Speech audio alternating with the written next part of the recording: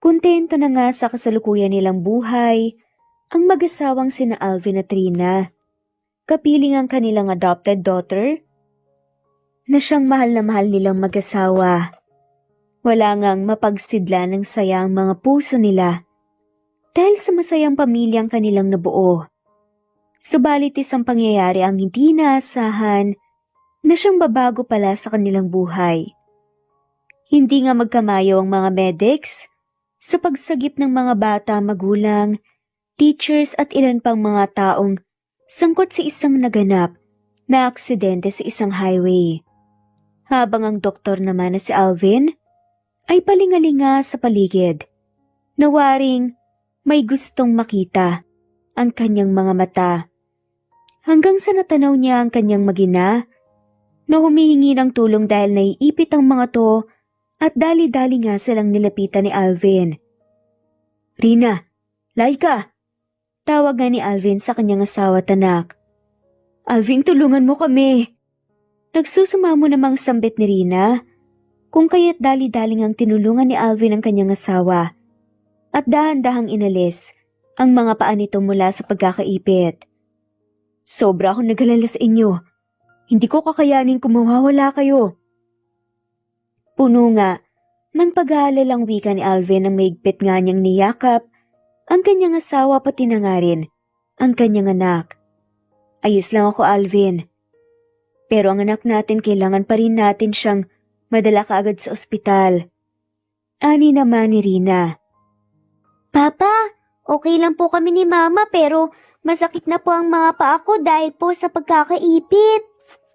Sabi naman ng batang si Laika na siyang lumuluha nang dahil na rin sa takot.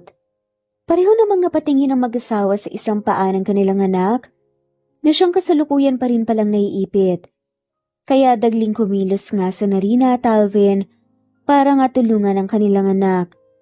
Hanggang sa biglang may babaeng medic na lumapit para tawagin ng doktor. "Doc Alvin, kailangan po namin ng tulong nyo. May bata rin pong nag-aagaw buhay." Lumingon naman si Alvin sa medic. "Wala ba kayong pwedeng hinga ng tulong? Wala bang ibang doktor na sumunod dito?" Dagli namang umiling ang medic. "Wala po, Dok. Pakiusap po, Dok. Kailangan namin ng tulong mo. Kundi mamamatay po yung pasyente."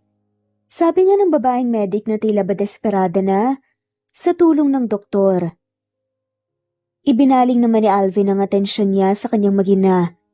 "Rina, alis lang ako sandali. Tutulungan ko yung bata pero babalik din ako kaagad." Baling nga ni Alvin sa kanyang asawa. Tumingin naman si Rina sa kanyang anak. "Laika, anak, kaya mo bang tiisin? May tutulungan lang sandali ang papa mo pero babalik din kaagad siya para tulungan tayo." Sabi nga ni Rina sa kanilang anak. "Opo, Mama. Pero Papa, bumalik po kayo kaagad. Please, masakit na po kasi talaga ang paa ko eh."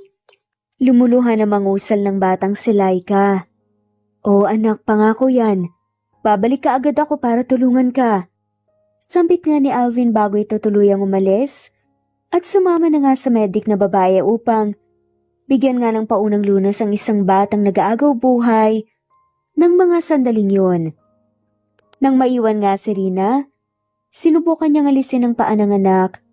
Mula sa pagkakaipit, ginawa nga ni Rina ang lahat ng kanyang makakaya subalit tila ba hindi yun sapat. "Mama, ang sakit na po talaga ng paa ko." Umiiyak nga na usal ng batang si Laika at tila ba labis nitong tinitiis ang sakit na nararamdaman. "Anak, kumapit ka lang ha. Konting tiis lang. Babalik din ang papa mo, tutulungan niya tayo. At madadala ka namin kaagad sa ospital. Kaya konting tiis lang anak." Usal nga ni Rina sa kalmadong boses upang bigyan ng pag-asa ang kanyang anak. Ilang minuto nang lumilipas ngunit hindi pa rin bumabalik sa Alvin na siyang abala sa pagsasagip nga ng buhay ng ibang bata. Hanggang sa unti-unti nang namumutla ang batang si Laika. "Laika anak, anong nangyayari sa'yo?" Puno ng pag-aalalang tanong ni Rina sa kanyang anak nang mapansin nga niyang pamumutla nito. "Mama, hindi ko na po kaya." Sambit ng bata sa nangihinang boses. Nang mga sandaling yun ay nanlaki naman ng mga mata ni Rina. Nang makita niyang marami ng dugo, ang siyang umaapaw sa semento at batid niyang mula yun sa paa ng kanyang anak. Anak, kumapit ka, okay? Darating din ang papa mo. Babalik din siya kaagad at maliligtas niya rin tayo. Lumuluhan na rin na wika ni Rina na siyang mas lalong natakot at naglala sa kanyang anak. Doon nga'y sinikap ni Rina na itulak nga paalis. Ang siyang dumadagan nga sa kanyang anak. Ngunit kahit anong buhos nga niya ng puwersa, wala talagang nangyayari. Lalo na rin nga siyang nangihina dahil nga sa mga sugat na kanyang natamo. Tulungan niyo kami, please! Nastak ang anak ko, tulungan niyo kami! Sigaw nga ni Rina upang humingi ng tulong pero tila ba wala man lamang nakarinig. Sa kanya nang walang maski isang tao ang lumapit sa kanila. Mama, mahal na mahal ko po kayo ni Papa. Gusto ko pong magpasalamat dahil ampon niyo lang po ako pero tinuring niyo po akong parang kadugo ninyo. At minahal niyo po ako na parang tunay na anak. Kung papipiliin po ako sa susunod kong buhay, kayo pa rin po ang pipiliin kong maging magulang. Hangad ko lang po na maging masaya po kayo ni Papa. Nangihinang ang saad ng batang si Laika. Lalo namang napaiyak si Rina dahil sa sinabi ng kanyang anak. Anak, huwag kang magsalita ng ganyan please. Lumuluhang pakiusap ni Rina habang sinisikap pa rin itong alisin ng siyang nakadagan sa paa ni Laika kahit na patuloy na ang panghihina ng katawan niya. Alvin! Tulungan mo kami, ang anak natin, Alvin! Buong lakas ng sigaw nga ni Rina habang ang boses nito ay tila ba nagsusumamo. Na sana bumalik na nga sa kanila ang kanyang asawa upang sila naman ang matulungan. Subalit ng mga sandaling yun, ay abala pa rin si Alvin sa pagligtas ng buhay ng ibang mga bata at walang kamalay-malay sa nangyayari sa kanyang magina. Anak, pakiusap, huwag kang pipikit. Onting tiis na lang, anak, please. Huwag kang pipikit. Tulong! Tulungan niyo kami, pakiusap, tulungan niyo kami. Alvin, kailangan ka namin. Anak, please. Huwag mong ipipikit ang mata mo. Huwag mo kaming iiwan. Pakiusap, anak. Patuloy ngang pakiusap ni Rina. Sa kanyang anak na siyang tila ba pipikit na nga ang mga mata sa labis na panghihina. Ngunit wala na ngang nagawa pa si Rina nang tuluyan na ngang mawala ng malay ang anak niyang si Laika. Niyakap ni Rina ang kanyang anak habang siya ay tumatangis at walang tigil sa pagagulgol. Hindi malaman ni Rina ang kanyang gagawin ng mga sandaling yon habang nasa mga bisig niya ang wala ng malay na anak at patuloy pa rin ang paghingi niya ng tulong. Hindi naman nagtagal ay patakbong ang binalikan ni Alvin ang kanyang magina. Rina, anong nangyari sa anak natin? Nilapitan nga ni Alvin ang kanilang anak at nang makita niya ang maraming dugo, sa semento ay tila ba nanghina siya. Alvin, please, tulungan mo ang anak natin. Dalhin natin siya sa ospital. Halos tila ba walang buhay na saad ni Rina sa kanyang asawa. Walang pag-aalinlangan na kumilos naman si Alvin at humingi nga ng tulong para nga madala sa ospital ang kanilang anak. Samantala sa ospital sa labas ng emergency room, hindi na nga maalis ang kaba sa dibdib ni Rina habang hinihintay ang paglabas ng kanyang asawa at para malaman ang lagay ng kanilang anak. Nagdurugo na rin ang kanyang mga sugat na natamo. Ngunit hindi niya ito ininda dahil mas nananaig sa kanyang pag-aalala niya sa kanyang anak na si Laika. Hanggang sa lumabas na nga si Alvin mula sa emergency room. Hindi na nga maalis ang kaba sa dibdib ni Rina habang hinihintay ang paglabas ng kanyang asawa at para malaman ang lagay ng kanilang anak. Nagdurugo na rin ang kanyang mga sugat na natamo. Ngunit hindi niya yun ininda dahil mas nananaig sa kanyang pag-aalala sa kanyang anak na si Laika. Hanggang sa lumabas nga si Alvin mula sa emergency room. Alvin, anong nangyari? Kumusta ang anak natin? Ano nang lagay niya? Sunod-sunod na tanong ni Rina sa kanyang asawa at umaasa ito ng isang magandang balita. Hindi naman nakasagot si Alvin. Sa halip, bahagya na nga lamang itong napayoko habang may blankong ekspresyon ng kanyang muka. Alvin, what is happening? Bakit hindi ka makasagot? Kinakabahan pang ang tanong ni Rina sa kanyang asawa. Humugot nga ng isang malalim na buntong hininga si Alvin bago niya niyakap ang kanyang asawa.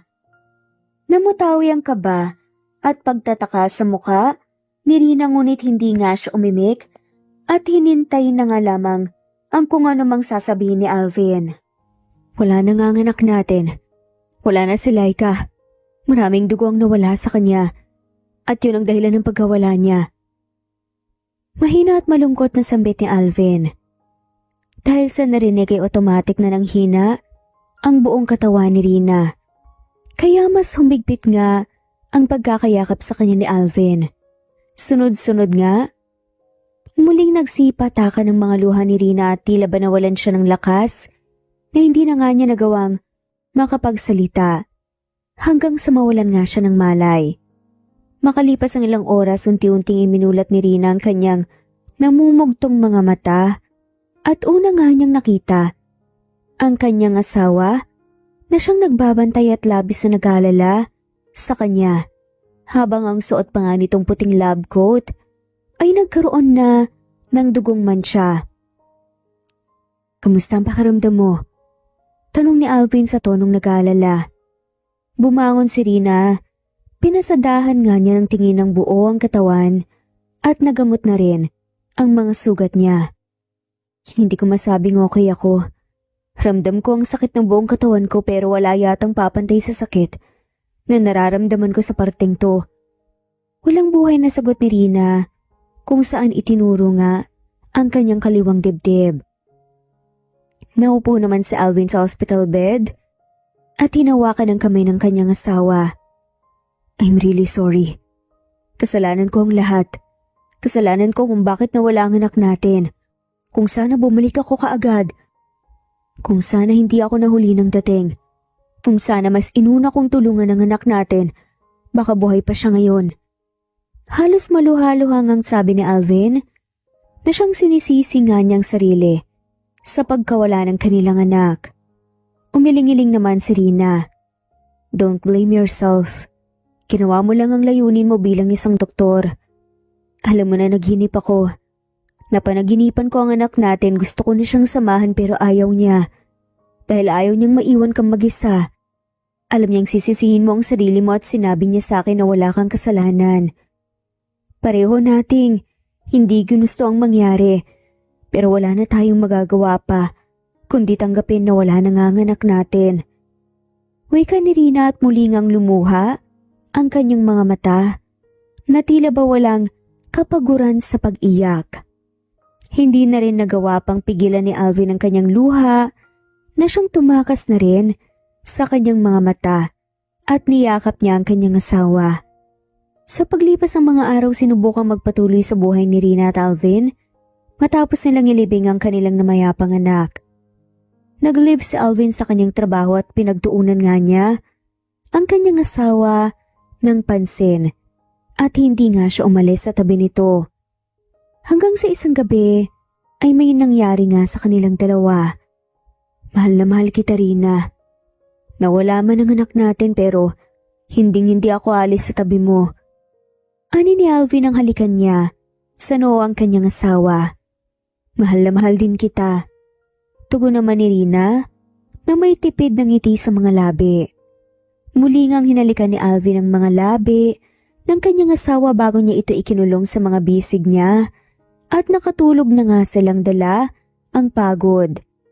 Ilang minuto lang nang magising si Rina ay mukha nga ng kanyang asawang siyang unang bumungad sa kanya. Bumangon siya, kumuha ng ballpen at papel at doon nagsulat hanggang sa tuluyan na nga niyang nilisan ang kanilang tahanan, dala nga ang kanyang maleta. Kinaumagahan ay nagising si Alvin na wala na nga sa kanyang tabi ang kanyang asawang si Rina. Lumabas siya ng kwarto at hinanap ito, ngunit hindi niya ito nakita. Bumalik siya sa kwarto para nga kunin ang kanyang cellphone nang mapansin nga niya ang isang nakatuping papel nakatabi niyon. Kinuha niya yon at binuklat at doon ay may binasa nga siyang sulat. "Hi Alvin, malamang gising ka na at binabasa mo tong sulat ko. Una sa lahat gusto kong magpasalamat. Hindi man ako nagkaroon ng anak sa'yo pero tinanggap mo pa rin ako ng buong buo Hanggang sa dumating sa buhay natin si Laika. Napakasakit ng pagkawala niya. Sinubukan nating ipagpatuloy ang buhay nating dalawa, pero ayokong magpanggap at magsinungaling. Hindi ko pa rin matanggap na nawala si Laika. Pakiramdam ko nawala ng saysay ang buhay ko, at aaminin kong hindi ko na rin kaya. Sa tuwing gigising ako, mukha mo ang siyang una kong nakikita. Naalala ko ang pinakamasakit na trahedyang nangyari. Pinipilit ko namang isipin na wala kang kasalanan, pero sinasabi ng aking puso at isip na kung sana inuna mong tulungan ang anak natin, baka buhay pa siya ngayon. Sana kasama pa natin siya. Na habang sinisikap mong sagipin ang buhay ng iba, ang anak naman natin unti-unting nanganganib at nagdulot yun ng pagkawala niya. Mahal kita, Alvin, pero sa ngayon hindi ko pa kayang makita at makasama ka. Dahil naaalala ko ang araw na nawala ang anak natin. Pero sana magpatuloy ka pa rin. You're a great doctor. Sa ngayon, mas mainam muna siguro na malayo tayo sa isa't isa. Habang hindi pa naghilom ang puso ko sa nangyari. I love you and please, lagi mong ingatan ang sarili mo. Love, Rina. Matapos mabasa ni Alvin ang sulat, kinusot niya ang papel, saka nagsimulang magwala. Pinasag niya ang ilan sa mga gamit sa kwarto niya para nga doon ibuhos ang sakit na naramdaman niya. Kasalanan ko tong lahat. Ang gago ko kasi. Naturingan akong doktor pero hindi ko man lang nailigtas ang sarili kong anak. Ngayon, hindi lang ang anak ko ang nawala sa akin kundi pati rin ang asawa ko. Humahagulgol nga na wika ni Alvin ang hindi na nga niya makontrol pa ang emosyon niya. Sa pag-alis ni Rina, sinikap niyang mamuhay kasama ang kanyang pinsan na si Pamela na siyang kasalukuyang nurse sa isang baryo. Alam mo, Ate Rina, hindi pa rin ako makapaniwala na nandito ka, pero naiintindihan ko na kailangan mo munang lumayo kay Kuya Alvin para hindi mo muna maalala yung nangyari. Ani nga ni Pamela habang tinutulungan nga niyang maghanda ng pagkain nila ang kanyang pinsan. Sorry, Pamela, kung naabala pa kita. Biglaan din kasi yung naging desisyon ko eh. Ayoko lang na magpangkap na okay sa harapan ni Alvin kahit na ang totoo. Nadudurog talaga ang puso ko sa tuwing nakikita ko siya dahil naalala ko ang nangyari. Paliwanag naman ni Rina. Ano ka ba, Ate Rina?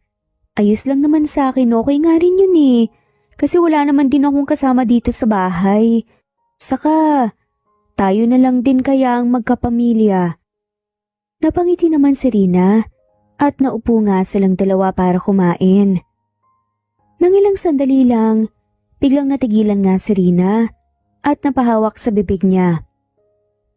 Bakit, Ate Rina? Anong problema? Medyo nasusuka lang kasi ako eh. Hindi ko maintindihan yung sarili ko. Minsan nahihilo ko tapos nasusuka. Pakiramdam ko may sakit ako. Wika nga ni Rina. Teka ate, tinatnan ka na ba? Usisa nga ni Pamela kaya napaisip si Rina. Hindi pa. Pero kung iniisip mong baka buntis ako, paniguradong hindi yan ang dahilan. Dahil imposible. Lalo na't hindi naman ako mabubuntis. Kaya nga nag-adopt kami ni Alvin, di ba? Hirap kaming magkaanak. Turan pa nga ni Rina sa kanyang pinsan. Pero alam mo, Ate Rina, may nakilala na rin kasi akong pasyente na hindi magkaroon ng anak. Pero biglang isang araw, nabuntis siya. Bakit hindi mo subukan mag-PT? Suwestyon naman ni Pamela sa seryosong tono ng boses. Hindi na kailangan, Pamela. Ayoko nang umasa at masaktan sa bagay na imposible namang mangyari. Wala namang masama, Ate Rina, kung susubukan mo. Sige na, para lang din sure tayo kung ano ba yung nararamdaman mo. Pamimilit nga ni Pamela sa kanyang pinsan. Bumuntong hininga naman si Rina. Sige na nga, mamaya magpipiti ako, pagbibigyan kita. Kahit alam ko naman na imposibleng mangyaring mabuntis ako. Makalipas nga ng ilang oras, sinubukan nga ni Rinang magpiti at dahil nga hindi na siya umasa pa, walang kahit na anumang emosyon na nararamdaman ng kanyang puso hanggang sa tamad niyang binigay sa kanyang pinsan na si Pamela ang piti. ikaw nang mag-check ng result. Ani nga ni Rina at naupo sa sofa. Chinek naman niya ni Pamela at unti-unti ngang namilog ang mga mata nito na waring hindi makapaniwala sa resultang kanyang nakita. Ate Rina, buntis ka nga. Hindi makapaniwalang bulalas nga ni Pamela sa kanyang pinsan. Hay naku Pamela, wag mo nga akong i-prank please. Ate Rina, hindi kita pinaprank. Ito oh. Itinapat nga ni Pamela ang hawak niyang piti sa mukha ni Rina upang makita nito ang resulta at napaawang ang bibig ni Rina nang makumpirma niyang nagsasabi ng totoo ang kaniyang pinsan. Napaluha nga sa tuwa at hindi makapaniwala si Rina dahil sa himalang nangyari. Totoo ngang buntis siya. Hanggang sa tuluyan na nga siyang nanganak na siyang pinangalanan niyang Miracle dahil para sa kaniya ang pagkakaroon niya ng anak ay isang himala. 7 taon nga ang lumipas at hindi man lang ipinaalam ni Rina ang tungkol sa anak niya sa kaniyang asawang si Alvin dahil na rin sa personal niyang dahilan. Mama, dadalawin po ba natin si Tita Pamela at si Heart? Excited ang boses na tanungan ng batang si Mira. Kung saan kasalukuyan nga silang lula ng taxi ng kanyang inang si Rina. Oo anak, ang sabi kasi ni Tita Pamela mo, namimiss na raw tayo ni Heart, kaya pupuntahan natin siya. Nakangiting sagot naman ni Rina at mas lalo ngang lumawak ang ngiti sa mga labi ng batang si Miracle. Hindi naman nagtagal, huminto na rin ang taxi at lumabas na nga silang mag-ina. Napalunok naman si Rina nang makita niya ang isang malaking ospital. Iyon kasi ang ospital ng kaniyang asawang si Alvin at kinakabahan nga siya kung sakali mang magkita silang muli. Kaya naman inayos niya ang shade na suot bago sila tuluyang pumasok sa loob ng ospital para nga puntahan ang kaniyang pinsan na siyang doon na rin nagtatrabaho bilang isang nurse. Ma'am Rina, Miracle, tuwang-tuwang bulalas naman ng batang pasyente na si Heart na siyang kasalukuyang nakaupo sa kama nang mapansin niya kaagad ang pagpasok ng mag-ina na sina Rina at Mira. Ate Rina, mabuti naman at nakarating kayo. Kanina pa kasi tanong ng tanong tong si Heart kung nasaan na ba raw kayo. Salubong naman ni Pamela sa kanyang pinsan at kinuha nito ang mga dalang prutas at pagkain ni Rina. Heart, kamusta ka na? Tanong nga ni Rina sa bata nang lapitan niya ito. Okay naman po ako, Ma'am Rina. Masaya po akong dinalaw niyo po ulit ako ni Miracle. Nakangiting tugon naman ng batang si Heart. Miss na miss ka na rin kasi namin, Heart eh. Saka, hindi ba kami na ang pamilya mo? Siya nga pala, may mga dala akong wig para sa'yo. Pwede mong isuot at mag-picture tayong dalawa. Wika naman ng batang si Miracle at inilabas nga nito ang mga dalang wig.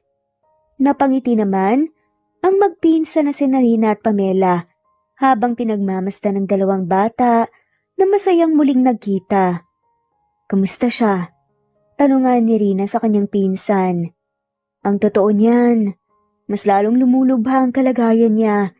Ilang beses na rin siyang kinausap ni Dr. Alvin para magpa-opera pero ayaw niya. Sagot naman ni Pamela na siyang dahilan ng paglaho ng ngiti ni Rina. Si Heart kasi ay isa sa mga batang nasa ampunan kung saan inampon ni Rina at Alvin ang namayapa nilang anak na si Laika. May sakit itong brain cancer at hindi nga maganda ang kasalukuyang kondisyon. Bakit daw ayaw niyang magpa-opera? Tanong pa ni Rina. Same reason Ate Rina. Bukod sa nahihiya siya, ayaw daw niyang magkaroon ng kung anumang tahiyang parte ng katawan niya. Natatakot din siyang magpa-opera. Kaya nakakalungkot man pero hindi ko rin alam kung paano natin siya makukumbinsi eh. Kung sana lang may pamilya siyang nandito na kasama niya. Baka magbago pa ang isip niya at mawala ang takot niya. Sad pa nga ni Pamela. Bahagya namang kumirot nga ang puso ni Rina nang maalala nga niyang anak niyang si Laika. Ayaw niyang maramdaman muli ang sakit na pakiramdam nga dahil parang anak na nga rin ang naging turing niya kay Heart. Sumapit ang hapon at nagpaalam na nga ang maginang sina Miracle at Trina kay Hart at Pamela. Samantala kasalukuyan namang naglalakad patungo sa kwarto ni Hart si Alvin nang mapahinto siya dahil sa natanaw nga niyang dalawang taong siyang kalalabas lang mula sa kwarto ng batang si Hart. Rina? Teka, sino yung batang kasama niya? Bulong nga ni Alvin sa sarili habang hindi niya inaalis ang kanyang paningin sa magina. Nang palayo na nga si Rina at Miracle, ay binalak nga nilang sundan ni Alvin. Subalit, siya namang pagtawag sa kanya ng pinsan niyang si Danny. Hey Kaz, anong problema? Sino sila? Usisa nga ni Danny sa pinsan habang sinusundan din niya ng tingin ng magina. I'm not sure pero sa tingin ko, si Rinang nakita ko. Sagot naman ni Alvin. Sa paglipas ng mga araw, hindi na nga nawala pa sa isip ni Alvin ang kaniyang nakita. Mula ng araw na yon, ay lagi nang sumasagi sa isip niya ang kaniyang asawa at hindi niya maitatanggi sa kaniyang sarili na miss na niya ito.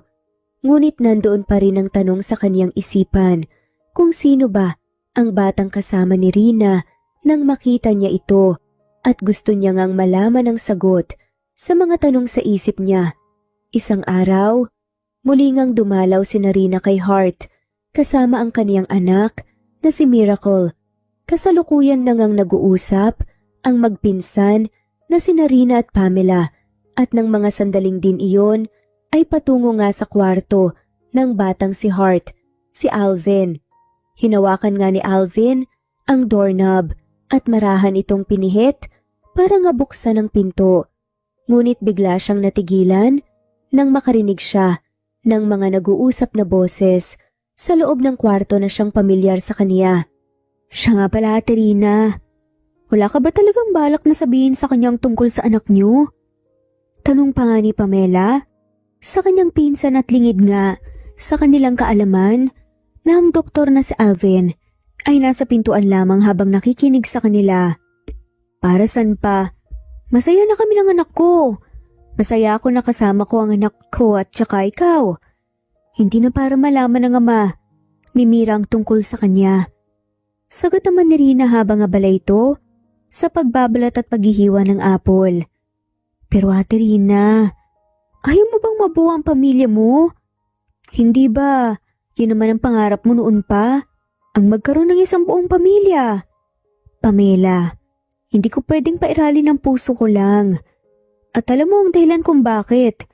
Hindi na nga nagawa pang makipagtalo ni Pamela sa kanyang pinsan dahil sa sinabi nito. Miracle, kamusta na pala ang pakiramdam mo? Inaalagaan mo ba ang sarili mo? Ang batang si Hart naman ang siyang nagtanong sa kausap nitong si Mira. Okay lang ako, Hart. Huwag mo akong alalahanin. Sa kasi na mama at tita Pamela nang nagsabi sa akin na magiging okay lang din daw ako. Kaya hindi ko kailangan na mag-alala. Isa pa, inaalagaan ko naman ang sarili ko. Sagot naman ng batang si Mira. Tama si Miracle, Hart. Huwag ka nang mag-alala sa kanya, okay? Ang dapat na inaalala mo ay ang sarili mo.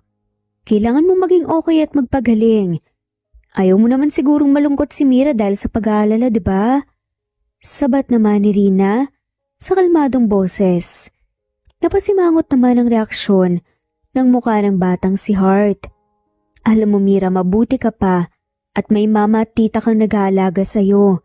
Samantalang ako, wala man lang akong pamilya. Malungkot nga ang boses na pagkakasabi ng batang si Hart. Huwag mo ngang sabihin yan. Nandito naman kami Pamilya mo na rin kami, Hart. Isa pa inaalagaan ka naman namin, di ba? Sabi pa nga ni Rina. Tama si Mama. Nandito kami para sa'yo. At kami ang pamilya mo kaya hindi mo kailangan malungkot kasi kami ang mag-aalaga sa'yo. Gatong naman ni Miracle at ganon din si Pamela. Namutawi naman ang ngiti sa mukha ng batang si Hart dahil sa mga narinig. Habang si Rina ay natahimik nang marinig nga nito ang pangalan ng doktor. Samantali lang sandali lang umalis na nga si Alvin at nagtungo nga sa kanyang opisina at doon nga ay pilit niyang pinoproseso sa kanyang isipan lahat ng kanyang narinig. Kung ganun yung nurse ni Hart na si Pamela ay yung pinsan ni Rina, sambit nga ni Alvin habang diretso lang ang kanyang paningin sa kawalan. Sakto naman ang siyang pagpasok ng pinsan niyang si Danny. "What are you doing? Nababaliw ka na ba? Bakit kinakausap mo yata ang sarili mo? Ganyan ba ang epekto ng matagal nang nawalay sa asawa, ha?" Natatawang pang-asar pa nga ni Danny kay Alvin. Nang maupo nga siya, sa upuan na siyang nasa tapat ng office table ni Alvin. "Mabutit nandito ka. Gusto kitang makausap, I need your help." Wika naman ni Alvin sa kanyang pinsan at seryosong boses. Dahilan kaya naging seryoso na rin ang mukha ni Danny. "Saan naman?" Seryosong usisa naman ni Danny. "My wife is here at kailangan ko ng tulong mo." Tumaas naman ang kilay ni Danny. "Teka, wag mong sabihin na gusto mong tulungan kita para magkabalikan kayo ng asawa mo, ha?" Bumuntong hininga si Alvin. Si Nurse Pamela na nurse ni Hart, pinsan niya si Rina. Ilang araw na palang nagpupunta rito sa ospital si Rina para dalawin si Hart. Bakit ba hindi ko naisip na kilala niya pala si Hart? At malamang, si Pamela ang nagsasabi sa kanya tungkol sa kondisyon nito ngayon. Pero ang pinagtataka ko lang ay yung batang kasama ni Rina. She has a daughter at hindi ko alam kung paano nangyari yun. Hayag pa nga ni Alvin. Baka naman kasi nag-ampun ulit siya. Hindi naman siya magkakaanak, di ba? At malamang, sobrang hindi niya matanggap na nawala yung anak niyo noon. Kaya nag-ampun ulit siya. Opinyon naman ni Danny. Yan din ang una kong naisip. Pero narinig ko yung usapan nila kanina.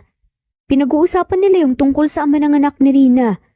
Hindi alam ng ama ng bata ang tungkol sa kanya dahil ayaw ipaalam ni Rina. At Miracle ang pangalan ng anak niya. Kwento pa nga ni Alvin. Hindi mo naman siguro iniisip na ikaw yung ama ng bata, di ba? Tanong pa nga ni Danny sa kanyang pinsan. Yan nga ang gusto kong malaman kung sino ang ama ni Miracle. At para malaman yun, kailangan kong tulong mo. Diretsong sabi pa nga ni Alvin. At sa paanong paraan naman kita matutulungan? Hindi mo malalapitan si Rina dahil for sure kilala ka niya. Kaya naisip kong pwede mong lapitan si Pamela para malaman ng totoo. Kunin mo ang tiwala niya. Kung kinakailangan na gamitin mo yung karisma mo para makakuha ng impormasyon, gawin mo. Basta gusto ko lang malaman kung adopted ba ulit si Miracle o kung sino ang ama na tinutukoy nila. Paglalahad pa nga ni Alvin sa plano at sa paraan na pwedeng gawin ng kanyang pinsan. At ano naman ang makukuha ko pagkatapos nito? Tanong pa nga ni Danny patukoy nga sa kung ano ang magiging kapalit kung tutulungan niya ang kanyang pinsan sa gusto nga nitong malaman. Malalaman mo kapag nakuha mo na yung sagot sa tanong ko. Tugon naman ni Alvin. Okay, deal. Don't worry, akong bahala. Mabilis ngang pagpayag ni Danny at may confidence nang umisi pa nga ito tumalis sa opisina ni Alvin. Taglingang tinungo ni Danny ang hallway patungo sa kwarto ng pasyenteng si Hart at binantayan ang paglabas ng kanyang target na si Pamela. At nang matanaw niya itong naglalakad patungo sa kanyang direksyon, nagsimula na nga rin siyang maglakad upang magkasalubong sila at doon ay intensyon niyang binangga ang dalaga.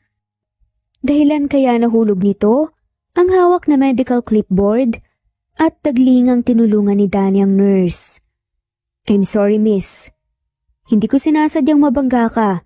Medyo wala kasi ako sa sarili ko kanina Kagad ngang paghingi ng paumanhin ni Danny sa dalaga. Ayos lang, sabi naman ni Pamela. Pamela pala ang name mo? Napasulip naman si Pamela sa kanyang name tag sa kanyang kaliwang dibdib at napatango. Sa kabilang banda naman habang naglalakad si Alvin, natanaw nga niya ang pinsan niyang si Danny at si Pamela at napangisi nga niya nang maisip niyang walang sinasayang na oras ang kaniyang pinsan dahil kaagad itong kumilos. Kaya naman kinuha rin ni Alvin ang pagkakataon na iyon para nga puntahan ng batang si Hart na isa sa pasyente sa ospital na siyang sinusuportahan niya. Pagpasok nga ni Alvin sa kwarto ni Hart ay parehong gulat na reaksyon ang namutawi sa kanilang dalawa ni Rina nang magtagpo nga ang kanilang mga mata. Hindi kasi inakala ni Alvin na naroroon pa pala si Rina dahil ang akala niya kanina ay umalis na ito. Katutulog lang ni Hart. Medyo napagod siguro pakikipaglaro at pakikipagkwentuhan sa anak ko. Pero alis na kami. Usal nga ni Rina habang sa ibang direksyon. Nakatuon nga ang tingin nito na waring hindi makatingin sa lalaki. Ganun ba? Tanging naging reaksyon na nga lamang ni Alvin na siyang hindi rin magawang makapagsalita. Kundi titigan lang ang kanyang pinakamamahal na asawa. Gusto niya itong lapitan at yakapin. Ngunit pinipilit lang ni Alvin na wag yun gawin, lalo na ilang taon na nga rin silang hindi nagkikita.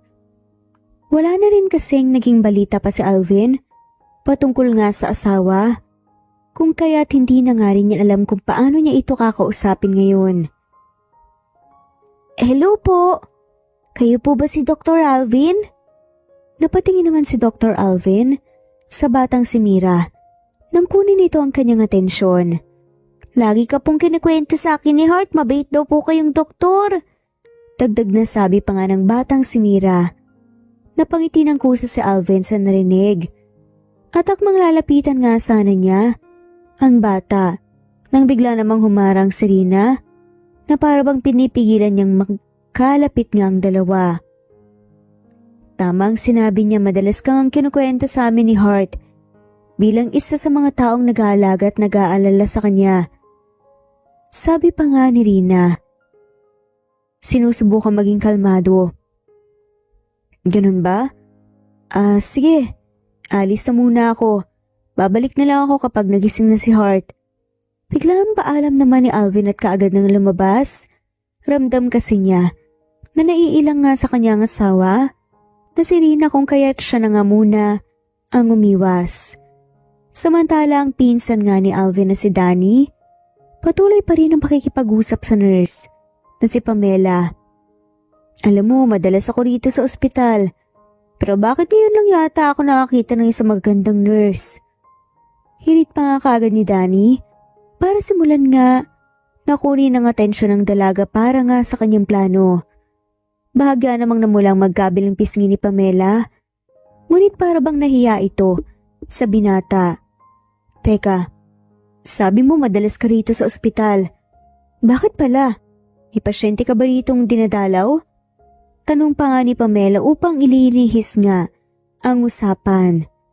Wala naman, pero sabihin na lang natin na may kilala ako sa ospital na to. Anyway, okay lang ba kung yayain kitang mag-dinner mamaya? Wala naman sigurong magagalit, diba? Wala naman.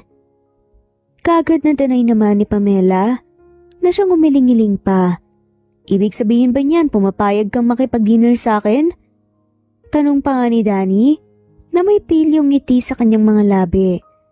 Bahagya ng mga payoko si Pamela at marahan nga na tumango. Saka sabing, okay lang naman sa akin. Pasimple nga napangisi si Danny nang mapapayag niya kaagad ang dalaga. That's great. Paano, alis na muna ako Susundin na lang kita mamaya para sa dinner natin. Paalam pa nga ni Danny sa dalaga.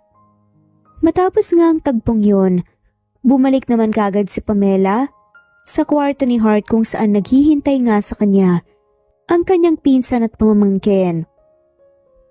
Oh, anong nangyari? Bakit parang namumula ata yung mukha mo? Bungad na tanong pa nga ni Rina sa kanyang pinsan nang yun nga kaagad ang kanyang napansin.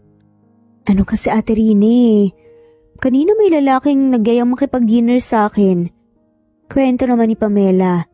Talaga? Parang bigla naman yata pumayag ka ba? Tumango naman si Pamela bilang tugon. Kamusta ang itsura? Gwapo pa? Usisa pa nga ni Rina. Oo, gwapo siya at mukha naman siyang mabait. Paglalahad nga ni Pamela patungkol sa binatang nakilala niya kanina. Kung ganun wala namang masama kung makikipag-dinner ka sa kanya. Pero mag-iingat ka lang. Saka mas okay na rin yung nagagawa mong makipag-date. Ayoko naman na tumanda kang dalaga.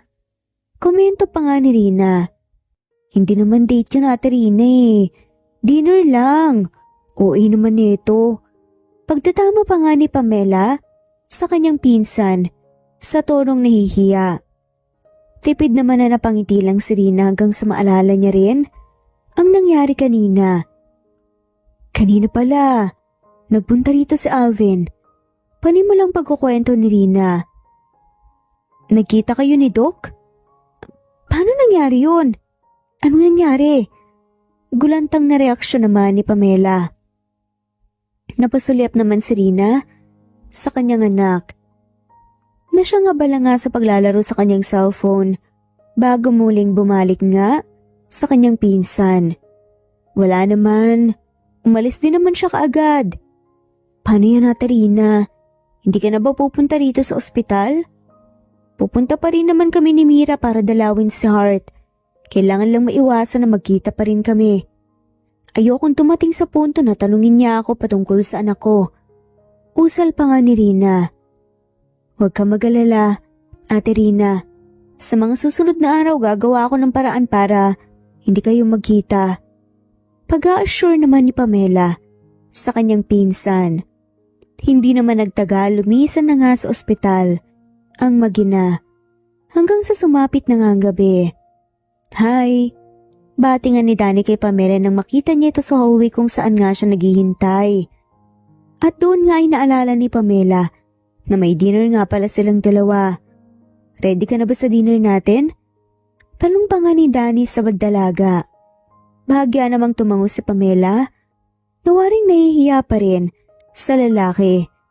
Inayan na nga ng binata palabas ang dalaga patungo sa kanyang kotse kung saan pinagbuksan niya pa nga ito ng pinto. Napangiti naman si Pamela sa pagiging gentleman ng lalaki. Mabilis naman silang nakarating sa isang restaurant na malapit lang din naman sa ospital at doon nga sila nag-dinner. Oo nga pala, hindi ko pa nga pala na ipapakilala ang sarili ko. Ako nga pala si Danny, single and ready to mingle. I'm currently managing our business since ako nag-iisang anak ng parents ko at ang inaasahan nilang magmamanage ng lahat. Eh ikaw, can you tell me something about yourself para naman mas makilala kita? Pagpapakilala pa nga ni Danny sa kanyang sarili at pagsisimula nga niyang mag-usisa upang makuha ang impormasyon na kailangan niya. Wala akong parents. Ang meron na lang ako ay ang pinsan ko at saka pamangkin ko. Yung pinsan kong sa ate Rina, siya yung nagpaaral sa akin hanggang sa makatapos ako ng college. Siya rin ang dahilan kaya narating ko tong pangarap ko bilang isang nurse. Pero maliban doon, wala naman ng ibang interesting sa buhay ko. Hayag naman ang dalagang si Pamela. I see. Pero since na-mention mo na rin about sa pinsan mo at ang pamangkin niya, tanong ko lang din, about sa family ng pinsan mo. About sa husband niya. Hindi niya ba siya kasama? Pangusisa pa nga ni Danny. Bahagya namang natigilan si Pamela. Don't get me wrong, curious lang ako since gusto ko rin talaga makilala at malaman kung sino-sinong mga tao sa buhay mo. Paglilinaw pa nga ni Danny upang hindi siya pagdudahan. Ang totoo niyan, matagal nang nagkahiwalay yung pinsan ko tsaka yung husband niya. May nangyari kasing trahedya eh. Hindi kinaya ng pinsan ko kaya yun. Mas pinili niyang lumayo muna mula sa asawa. Kwento naman ni Pamela. Ano naman yung trahedyang nangyari? Doktor kasi yung asawa ng pinsan ko. Sa'yo ko lang ta sasabihin ha. Pero si Doc Alvin yung husband ng pinsan ko. Kung hindi ka familiar sa kanya, isa siyang magaling na doktor sa ospital. Kinuwento pa nga ni Pamela ang nangyari kung bakit nagkahiwalay ang dalawa. Napatango-tango si Danny. Nakakalungkot nga yan. Ibig sabihin nakipaghiwalay ang pinsan mo sa asawa niya tapos nagkaroon siya ng bagong partner? At nagkaroon sila ng anak? Komento naman ni Danny. Bagli namang umiling si Pamela. Actually noon hindi talaga nagkaroon ng anak si ate tsaka si Doc. Kaya naman nagampun sila. At yun nga, si Laika. Tapos, yun pala mabubuntis siya. Paglilinaw naman ni Pamela. So ibig sabihin anak ni Doc Alvin yung anak ng pinsan mo? Pagkukumpirma pa nga ni Danny. Tama ka. Pero walang alam si Doc Alvin tungkol dito. Dahil ayaw ipaalam ni Ate Rina sa kanya. Sagot naman ni Pamela. Umawang mang mga labi ni Danny na tila ba hindi makapaniwala sa kanyang mga narinig. Sorry kung medyo naging madaldal yata ako. Pero favor ko lang sana na kung pwede. Ano man ang kinuwento ko sa'yo. Sa ating dalawa lang ha. Turan pa nga ni Pamela. Napatungo na nga lamang si Danny sa dalaga habang bakas pa rin sa kanyang muka na hindi pa rin siya makapaniwala sa kanyang mga nalaman at tiyak nga niyang magugulat din. Ang pinsan niyang si Alvin kapag nalaman din nito ang katotohanan. Maya-maya pa pagkatapos nga nilang mag-dinner ay nag-alok na si Danny na ihahatid niya ang dalaga pa uwi. Hindi naman tumanggi si Pamela hanggang sa bigla nitong ipahinto ang kotse. Teka, dito ka na ba nakatira? Nagtataka namang tanong ni Danny nang igala niya ang kanyang paningin sa maliit at madilim na eskinita pagkahinto nga niya ng kotse. Hindi. Pero may dadaanan lang ako kung okay lang sa'yo. Oo naman pero samahan na kita. Pagpresenta pa nga nito at sinamahan nga si Pamela sa pagpasok sa loob ng eskinita. Nakakailang hakbang pa nga lang sila nang biglang pumito si Pamela dahilan kaya bagyang nagulat si Danny. At ang sandaling yun may dalawang batang gusgusin at isang matandang lalaki ang siyang lumapit sa kanila. Miss Pamela! Bulalas nga ng mga ito sa natutuwang boses nang makita nila ang dalaga. May dala ko para sa inyo.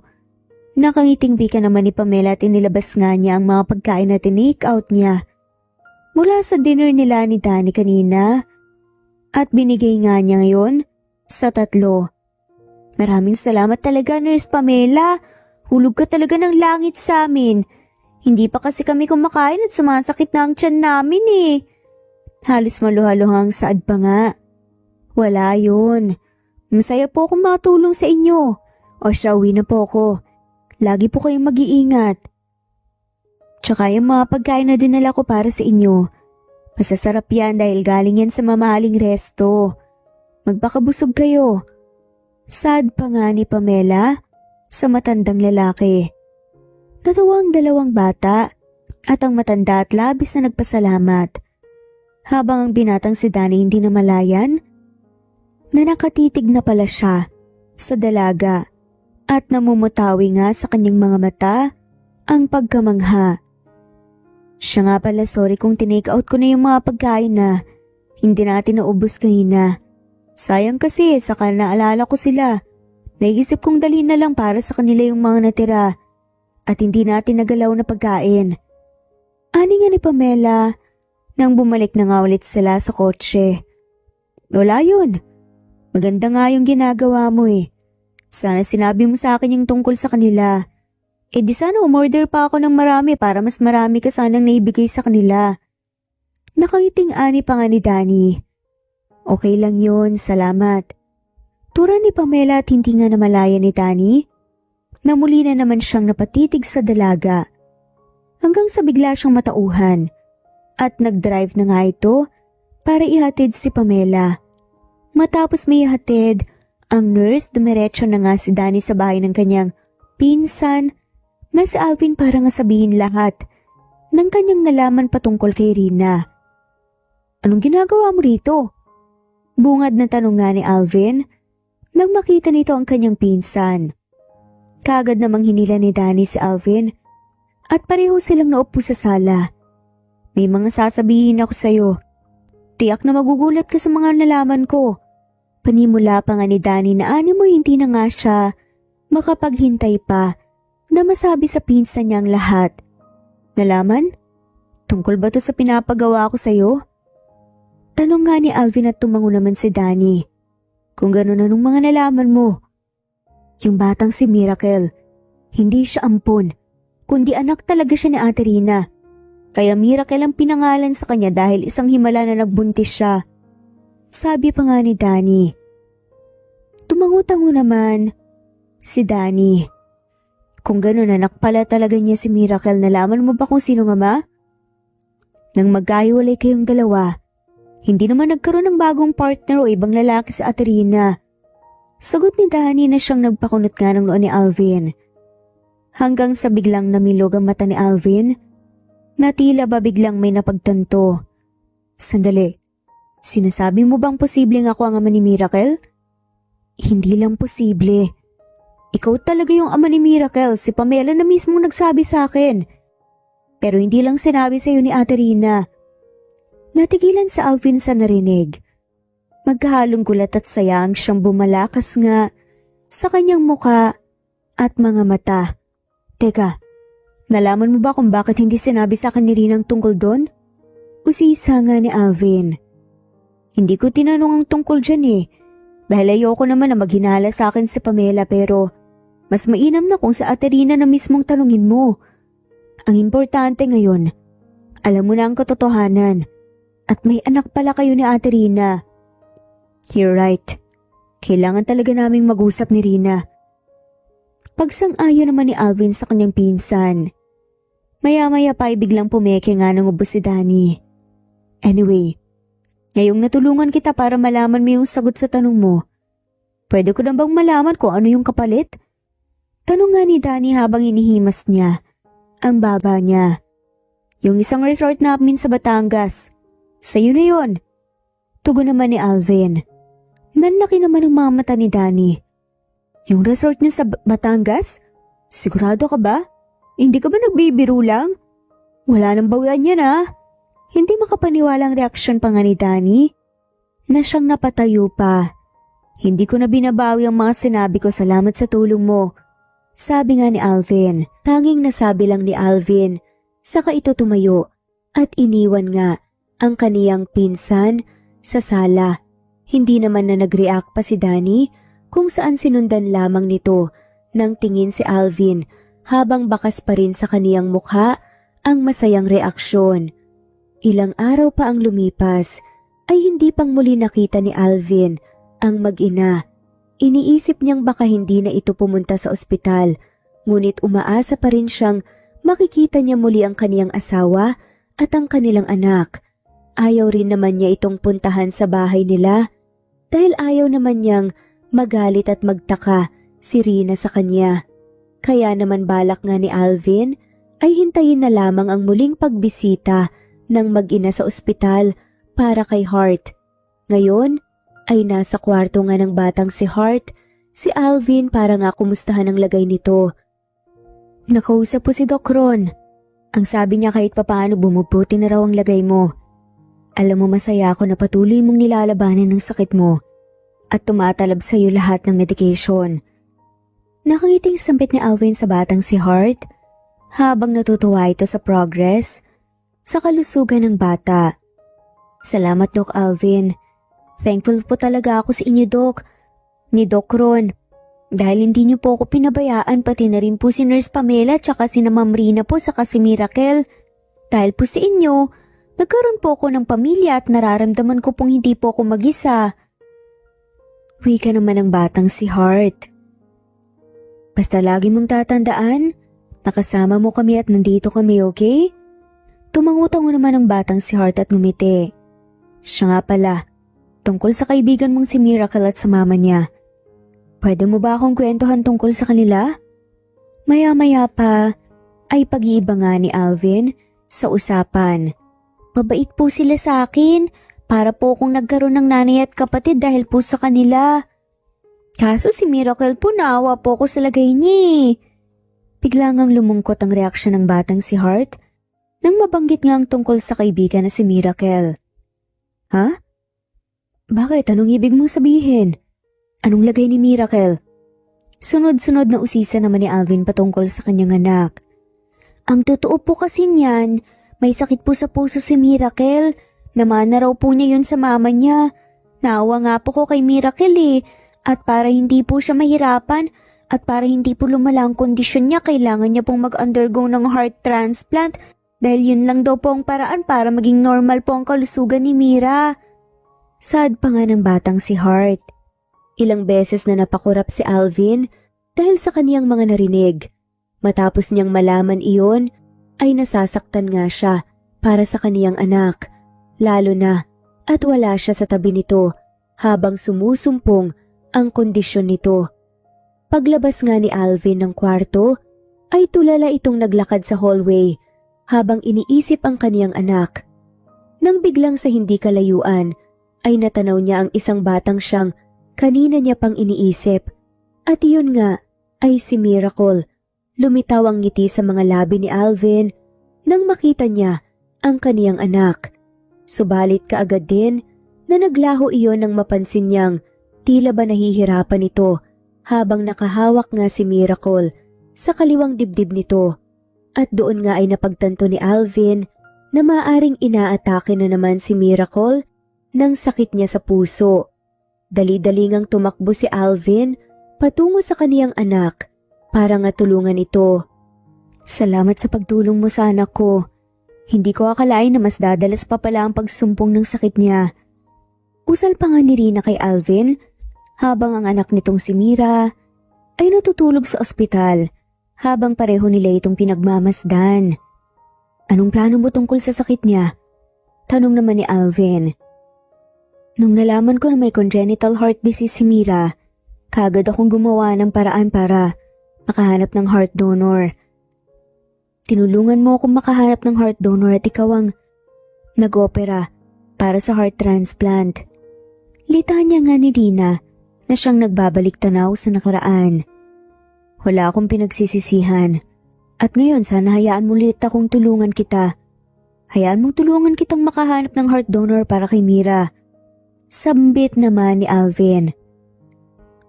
Anong sinabi mo? Kulantang ang reaksyon ni Rina. Napalingon naman din si Alvin sa kanyang asawa. Ngunit imbes na sagutin nga, ang tanong nito marahan nga niya ang hinila palabas ng ward si Rina at dinala sa rooftop. Naalala mo ba nung pasyente pa lang kita? Madalas din tayong magpunta at tumambay rito sa rooftop, di ba? Ani nga ni Alvin habang may ngiti sa mga labi. Alvin, bakit mo dinala rito? At saka, ano yung nakita ko kanina? Bakit tinawag mong anak natin si Miracle? Nagugulahan at kinakabahan nga na tanong ni Rina habang hinahawi niya ang buhok niyang hinahangin nga sa kanyang pisngi. Rina, gusto ko lang malaman bakit hindi mo pinaalam sa akin ang tungkol kay Miracle. Mahinahon ng boses na tanong ni Alvin. Nagiwas naman ang tingin si Rina. At bakit ko naman kailangan ipaalam sa'yo ang tungkol kay Miracle? Rina, gusto ko lang malaman na sobrang nasaktan ako nung nawala ka sa buhay ko. Alam kong nasaktan kita, pero hindi ko deserve na hindi malaman ang tungkol sa anak natin. Nasaktan din ako nung nawala si Laika, pero tiniis ko yun dahil mahal kita.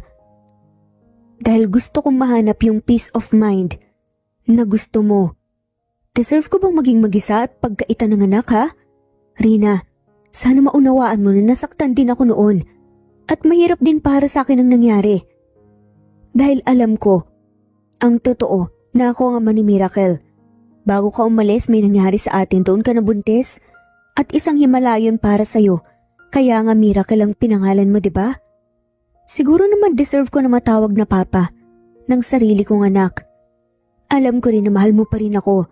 Hindi mo rin maitatago sa akin yun dahil ramdam ko, Rina. 7 taon din tayong nagkahiwalay, sana naman sapat na yun para pagbigyan naman natin ang mga sarili natin ngayon.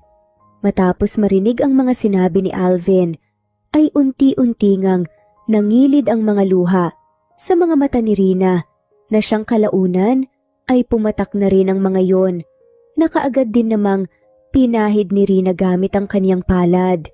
Humugot ng isang malalim na buntong hininga si Rina bago niya sinalubong ang mga mata ni Alvin.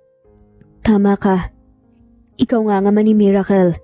At hindi ko sinabi sa'yo ang tungkol sa kanya dahil natatakot akong mawalan ulit ng anak. Ayoko maulit yung nangyari noon kay Laika. Nawala siya sa atin, kaya naisip kong wag nang sabihin sa'yo ang tungkol kay Miracle. Napailing si Alvin. Rina, tingin mo ba talaga magagawa ko ulit ipahamak ang sarili nating anak? Sa tingin mo ba ginusto at sinadya ko yun? Hindi mo ako masisisi, Alvin. Nagawa mo nga noon kay Laika, kaya hindi malabong maulit ulit yun. Oo, hindi ko rin ide-deny na mahal pa rin kita, pero hindi ko kayang isakripisyo ulit ang sarili nating anak kaya tiniis ko na hindi ka makasama ng ilang taon. Nagsimula na nga ring manghilid ang mga luha sa mga mata ni Alvin dulot ng mga salitang binibitawan ni Rina. Nasasaktan siya sa kaniyang mga naririnig, ngunit hindi niya rin masisi ang asawa dahil alam niyang labis talaga itong nasaktan sa pagkawala ng anak nilang si Laika noon.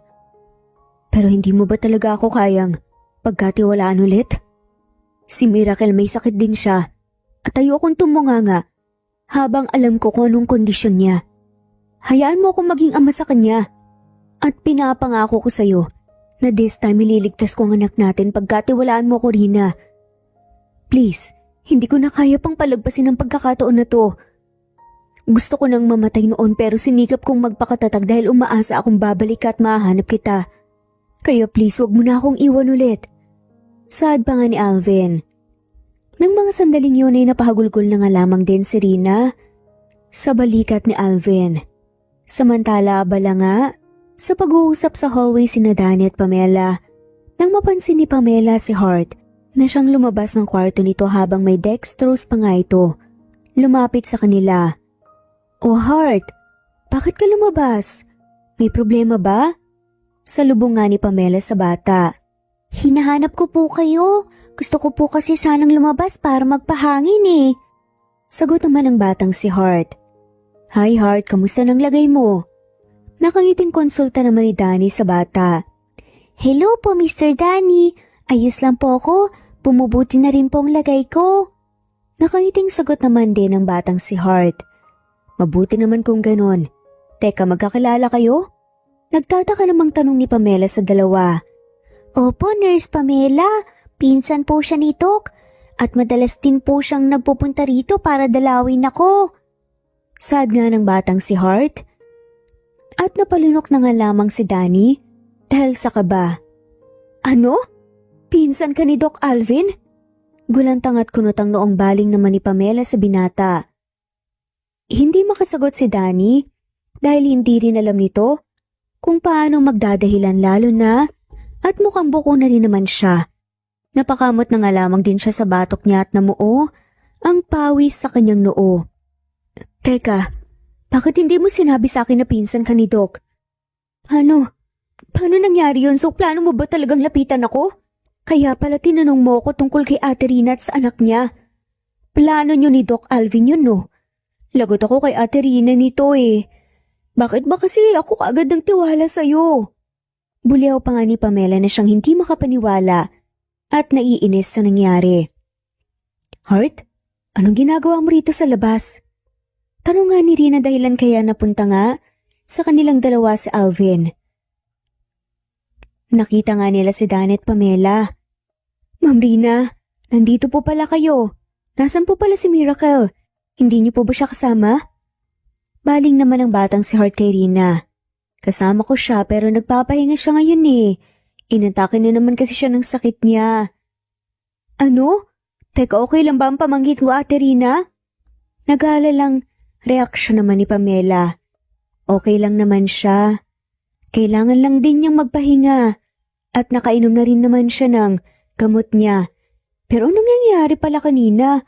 Bakit naririnig kitang parang sumisigaw? Teka, siya ba ang lalaking kadate mo noon? Pag-uusisa pa nga ni Rina sa kanyang pinsan nang bumaling ito sa binatang si Danny na halos hindi makatingin sa kanila. Paano naman kasi Ate Rina? Naisahan kasi ako ng lalaking to eh. Plano pala talaga niyang malapitan ako para makakuha ng impormasyon tungkol sa iyo ni Mira. Ngayon ko lang nalaman na magpinsan pala sila ni Doc Alvin. Singhal ni Pamela sa binata na siyang dismayado pa rin sa nalaman.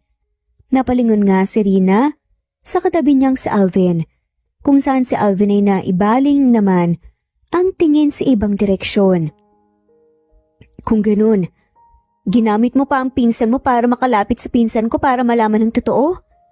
Bali nga ni Rina kay Alvin. Alam na ni Doc ang totoo na anak niya si Miracle? Reaksyon naman ni Pamela. Hindi naman sumagot si Rina, sa halip ay napabuntong hininga lamang ito. Habang ang batang si Hart naman ay unti-unting napangiti nang ma-realize nito kung ano ang nangyayari. At maya-maya nga lang ay tinungo nila ang ward kung saan naroroon si Miracle at gising na nga ito ng kanilang madatnan. Anak, kamusta ang pakiramdam mo? Okay ka na ba?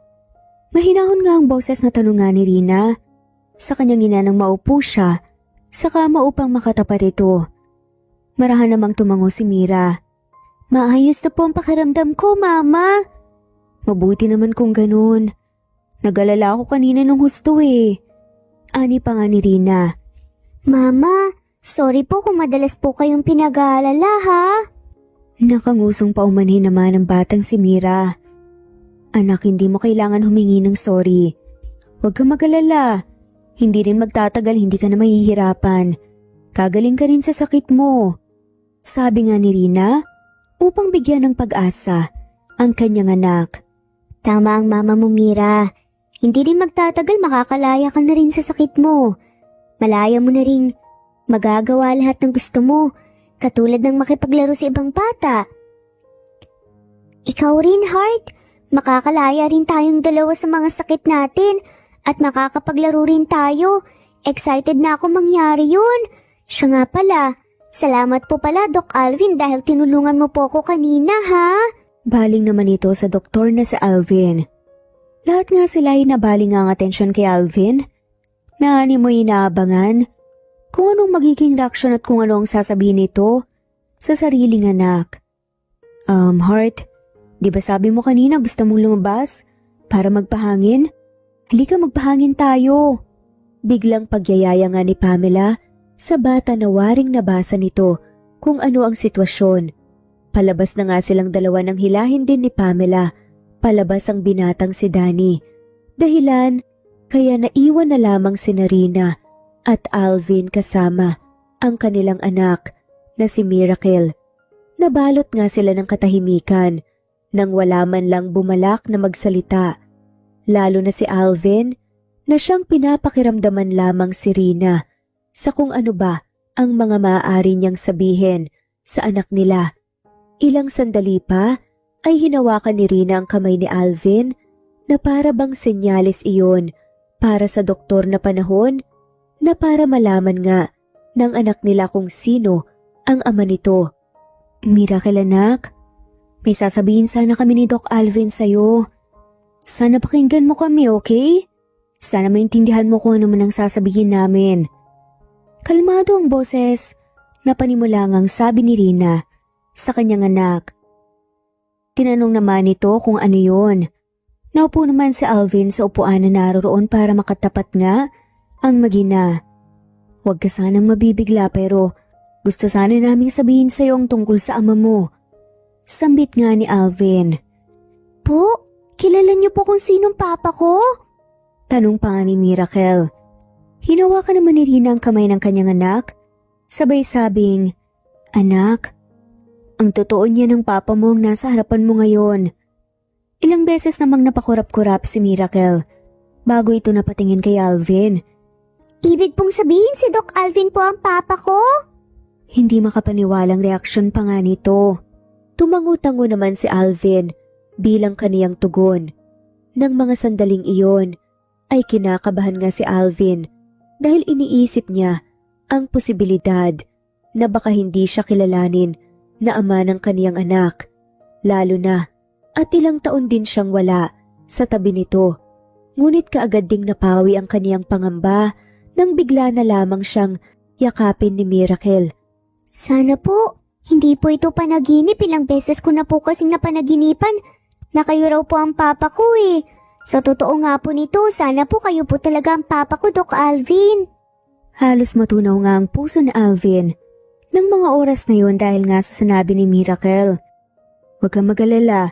Hindi ito basta panaginip lang dahil ako talaga ang papa mo, Miracle. Nakangiting sambit nga ni Alvin at marahan na hinagod-hagod ang likod ng kaniyang anak habang patuloy pa rin itong nakayakap sa kaniya. Napaangat naman ang tingin si Rina sa kisame upang pigilan ang mga luha niyang nagbabadya. Nakaramdam kasi siya ng bahagyang pagsisisi kung bakit pinaglayo niya ang mag-ama noon. Ngunit masaya pa rin siya ngayon dahil mukhang madaling magkakaayos nga ang mag-ama at mukhang hindi na rin siya mahihirapan na buuin ang kanilang pamilya. Makalipas nga ang ilang araw, masaya ngang magkasama ang mag-inang sina Rina at Miracle na tinungo ang kwarto ni Hart. Ngunit kaagad din na nawala ang mga ngiti nila nang madatnan nilang wala si Hart sa kwarto nito. Nasaan kaya siya? Lumabas kaya siya? Tanong naman ni Rina habang inaayos na itong ilagay ang lagayan nga ng mga dala niya. Nang maya-maya pa, biglang bumukas ang pinto at iniluwal nun ang nurse na si Pamela na siyang hinihingal habang puno ng luha ang mukha nito. O Pamela, anong nangyari? Bakit ganyan ang itsura mo? Nagtatakang ang tanong ni Rina sa kanyang pinsan at nilapitan ito. Ate Rina, si Hart po. Kinakabahan nga na saad nito. Nanginginig ang boses na sambit nga ni Pamela kung saan ng mga sandaling iyon ay tila ba kinutuban na si Rina na may nangyaring masama sa bata dahil na rin sa tono ng boses at itsura ngayon ng kanyang pinsan. Nasaan si Hart? Tanging tanong lang ulit ni Rina dahil tila ba nabarahan ang kanyang lalamunan. Nasa emergency room, sagot ni Pamela. Dagli nga nilang tinungo ang emergency room at ang nadatnan nga sila sa labas ay ang dalawang lalaking doktor na tila ba may pinagtatalunan. So sinasabi mong wala na tayong ibang magagawa para iligtas siya, ha? Sigaw nga ni Alvin sa isa pang doktor. Nagsisimula na nga ring mamayani ang takot sa puso ni Rina, lalo na nang makita niya ang duguan na lab coat ng kaniyang asawa. Dahil doon ay naalala nga niya ang masalimuot na trahedyang nangyari 7 taon na ang nakararaan. Alvin, makinig ka. Intindihin mo ang mga sinasabi ko si Hart. May dahilan siya, kaya pilit niyang nilalabanan ng sakit niya. Hindi para sa sarili niya kundi para kay Miracle. Marina bigkas nga ni Dr. Ron kay Alvin. Si Dr. Ron ay isang neurosurgeon at siya nga ang doktor ni Hart. Anong ibig mong sabihin?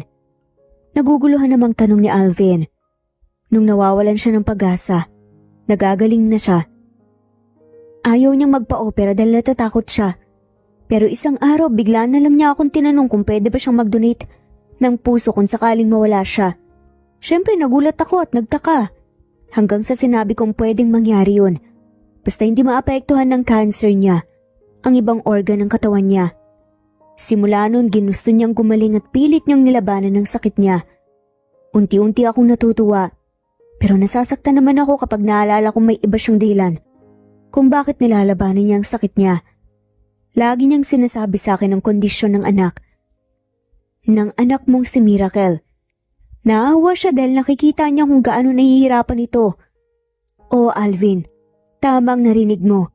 Binilin sa akin ni Hart sa oras na yun na may mangyari sa kanya. Handa siyang maging heart donor ng anak mo. Paliwanag pa nga ni Doc Ron. Ang lahat ay natigilan sa kanilang mga narinig. Tila ba hindi makapaniwala. Hanggang sa maski ang batang si Miracle, hindi na napigilan pang umiyak. Kung ganun, sinasabi mo bang sinadya niyang magpasagasa, ha? Tanong naman ni Alvin. Hindi ko alam. Pero gusto kong isipin na nagkataon lang na may sinagip siyang aso kaya siya nasagasaan, pero sa ngayon, wala na tayong magagawa kundi tanggapin ang nangyari. At tanggapin bilang heart donor ng anak mo, usal ni Doktor. Ron na siyang pilit na nagpapakatatag kahit na ang totoo ay nasasaktan din ito sa pagkawala ng batang si Hart. Napasandal nga si Alvin sa wall na tila ba ng hina sa kaniyang mga narinig. Habang si Rina naman ay walang humpay na umiiyak dahil sa sakit na nararamdaman habang yakap-yakap nga niya ang kaniyang anak. Patuloy rin sa pag-iyak ang nurse na si Pamela. Bigla namang dumating si Danny nang malaman nito ang nangyari at napaluha na nga lamang din ito nang makita niya ang mga reaksyon ni na Alvin at doon ay nagkaroon siya ng ideya sa kung ano ang nangyari sa batang si Hart. Nang mga sandaling iyon ay nagtatalo ang kanilang mga puso at isipan sa nangyayari. Magkahalong pag-asa, sakit at lungkot ang kanilang nararamdaman at nahihirapan nga ang mga puso nila sa pakiramdam na yon. Hanggang sa isang operasyon ang kailangan nilang gawin. Sigurado ka bang kaya mo? Tila ba may pagdududang tanong ni Rina sa kanyang asawa na si Alvin. Ngayon na rin kasi magaganap ang heart transplant at hindi nga mawala-wala ang pag-aalinlangan ni Hart. Wala ka bang tiwala sa akin? Tanong naman ni Alvin sa boses na animoy matatag. Malaki ang tiwala ko sa iyo pero hindi ko maiwasan na matakot at mangamba ngayon. Mabibigat pa ang emosyon natin ngayon dahil sa nangyari kay Hart at ayokong makaapekto yun kung sakaling operahan mo ang anak natin. Nangangamba nga na boses ni Rina. Hinawakan naman ni Alvin ang kamay ng kanyang asawa. Rina, pagkatiwalaan mo ko. Hinding-hindi ko ipapahamak ang anak natin. Hindi ko sasayangin ang pagkawala ni Hart dahil sa kagustuhan niyang mamuhay ng normal ang anak natin. Pagkatiwalaan mo ulit ako ngayon, katulad kung paano mo ako pinagkatiwalaan noong inoperahan din kita. Pangako ko sa'yo, lalabas ako ng operating room na may magandang balita. Mahal na mahal kita, Rina. Mahal na mahal ko kayo ni Miracle. Matandaming saad pa nga ni Alvin. Ipinikit ni Rina ang kaniyang mga mata at doon ay kumawala ang mga luha niya. Hindi niya maitago ang takot niya, ngunit nais niyang pagkatiwalaan ang kaniyang asawa. Dahan-dahan ngang inilapit ni Alvin ang kaniyang mukha kay Rina hanggang sa magdampi ang mga labi nila. Naniniwala ako sa iyo, Alvin. Naniniwala akong magagawa mo tong operasyon na to. Magiging ligtas ang anak natin. Saad pa nga ni Rina. At napangiti na nga lamang sa Alvin nang maging positibo nga ang kanyang asawa. Doc Alvin, ready na po ang operating room. Biglang sulpot naman ang nurse na si Pamela. Umalis na nga rin si Alvin kaya naman naiwan si Rina at ang pinsan nitong si Pamela. Huwag ka mag-alala, Ate Rina. Isa si Doc Alvin sa pinakamagaling sa heart surgeon sa bansa, kaya hindi mo kailangan mangamba dahil tiyak akong magiging successful ang operation. Tura naman ni Pamela sa kaniyang pinsan para nga maibsan ang takot nito. Dahil din doon ay nagkaroon ng pag-asa si Rina.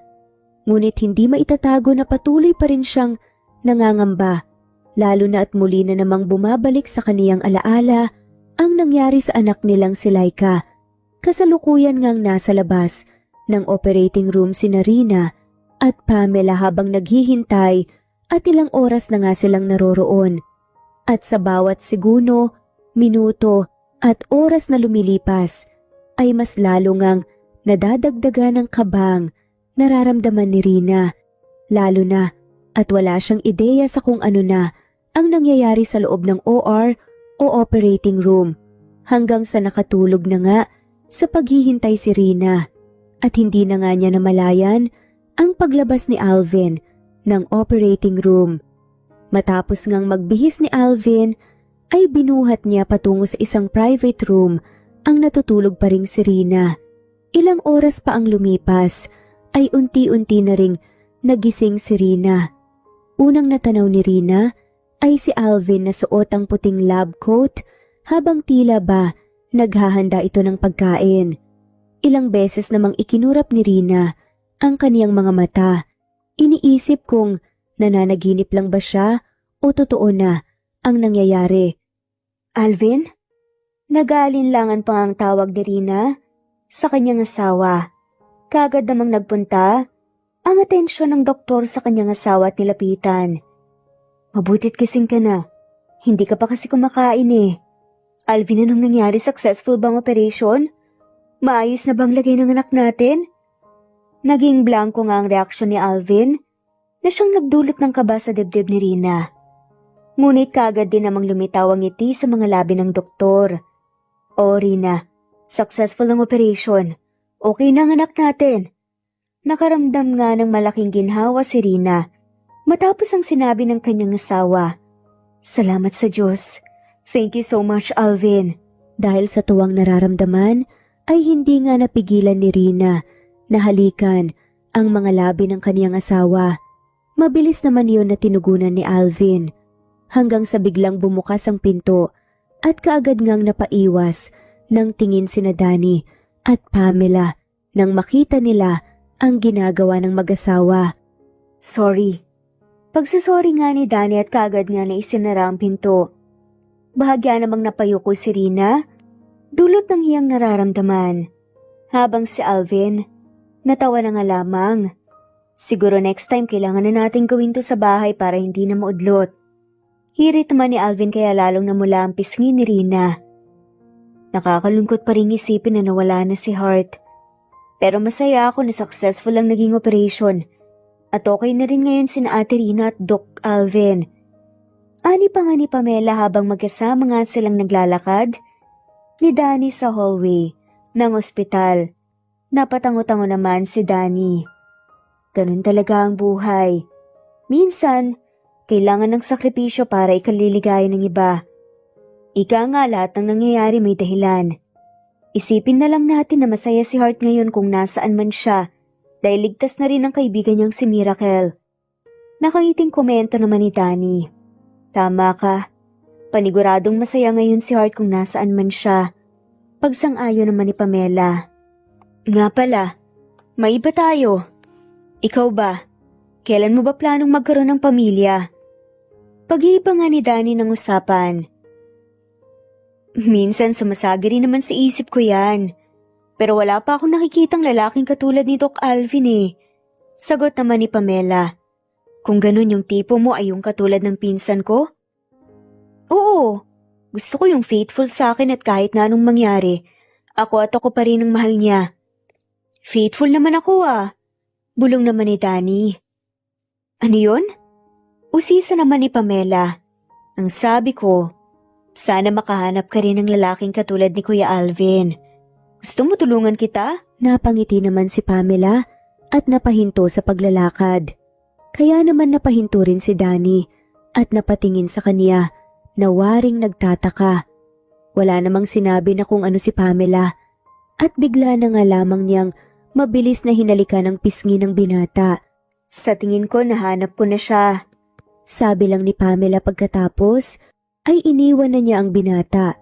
Naiwan namang tulala at hindi makapaniwala si Danny kung saan napahawak pa nga siya sa pisngi niya kung saan siya hinalikan ni Pamela at doon ay unti-unting namutawi ang ngiti sa kaniyang mga labi. Makalipas ang 6 na buwan. Miracle anak, dumating na ang service mo sa school. Tawag nga ni Rina sa kanyang anak. Habang kasalukuyan nga niyang hinahanda ang lunchbox nito. Tumakbo naman palapit sa kanyang ina, si Miracle at kinuha nga nito ang baon saka nagpaalam.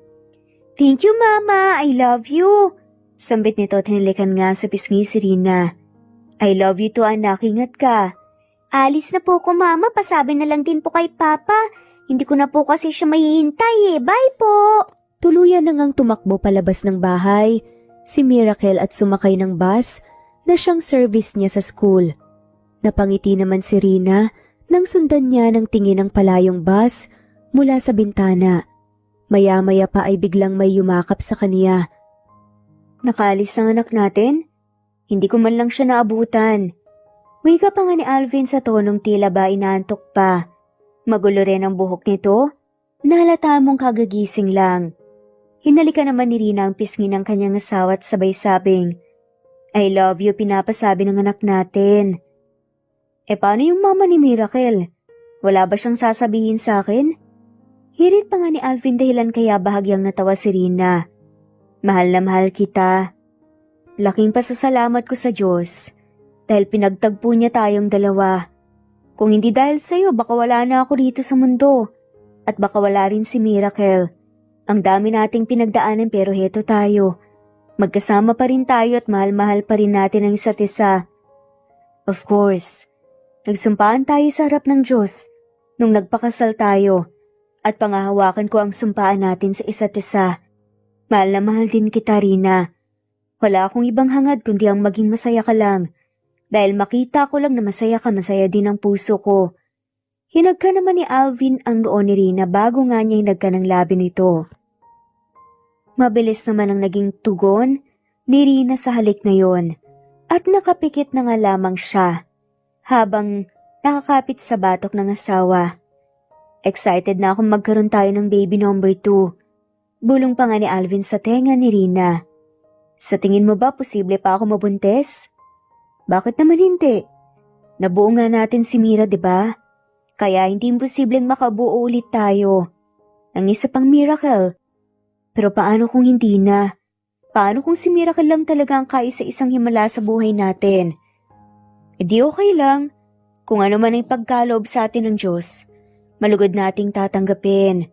Basta ang mahalaga, kasama ko kayong dalawa hanggang sa mawala ako sa mundo. Bigla namang naging emosyonal si Rina, dahilan kaya pumatak ang munting luha mula sa kanyang mga mata. Anong problema? Nag-aalala namang tanong ni Alvin. Kagad namang umiling si Rina. Wala naman. Masaya lang ako. Parang hindi ko yata kayang mabuhay kung wala kayo ng anak natin. Kung papipiliin man ako, nang magiging pamilya ko sa next life ko kayo at kayo pa rin ni Miracle, ang pipiliin ko. Mas lalong ang humigpit ang pagkakayakap ni Alvin sa bewang ni Rina at mas sinapit nga niya, palapit sa kanya. Kung ako rin ang tatanungin, wala akong ibang pipiliin na maging pamilya, kundi kayo lang din ni Miracle. Kayo ang buhay ko at gagawin ko ang lahat. Mapasaya lang kayo at maprotektahan. Ganon kayo kahalaga sa buhay ko. Wika nga ni Alvin at muli nitong sinakop ang mga labi ng asawang si Rina. Sa isa pang pagkakataong ipinagkaloob, kina Rina at Alvin ay namuhay nga sila nang masaya kapiling ang kanilang anak. Hindi rin nila nakakalimutan na dalawin ang puntod ni Laika at Heart na siyang naging parte na rin ng buhay nila. Habang sina Danny at Pamela naman ay unti-unti na ring nagkakamabutihan sa isa't isa. Kaakibat na ng kasiyahan ng kalungkutan kung kaya't kailangan nating pahalagahan ang bawat segundong kasama natin ang mga mahahalaga sa buhay natin. Kung minsan, hindi maiiwasan ang sakripisyo para sa kaligtasan at ikaliligaya ng iba, ngunit huwag mangamba at manalig lamang sa Diyos dahil lahat ng nangyayari ay may dahilan at may kasagutan. At dito na nga po nagtatapos ang kwentong pagmamahalan ni Rina at Alvin. Maraming salamat po sa lahat ng mga walang sawang sumusubaybay at shoutout po sa mga sumusunod. Ana Vencer, Merlilyn, Anita Hernando, Adelaida, Vanessa, Chu, Julie Botok, Andy Galang, Lani, Felma Cabato, Kuwait, Jasmine Baya, Marietta Amper, Wenoni, Maricel Cabigon, Rosemary Palaganas, Rosemary De La Cruz, Ellie Bitasolo, Eileen, Emily Borac, Ofelia Gaetano, Jeje Monramos, Junaline, Hebedo, Daisy Blasa, Flory Robles, Corazon, Danke, Nelani Juan, Flordet, Mira's Channel, Alarica Padua, Harem Ruchi, Evelina Kiamco, Ostanalito, Anisha Jacobe, Vanessa, JC, Emelita Matias, Reynaldo, Not Green Fox, Carmelita Mendoza, Marilyn Babula, Berry, Liliano Bebe, Presbyteros Rose, Medel Talon, Jane, Lani Pardillo, Marlene Cayanan, Leonisa Azotes, D.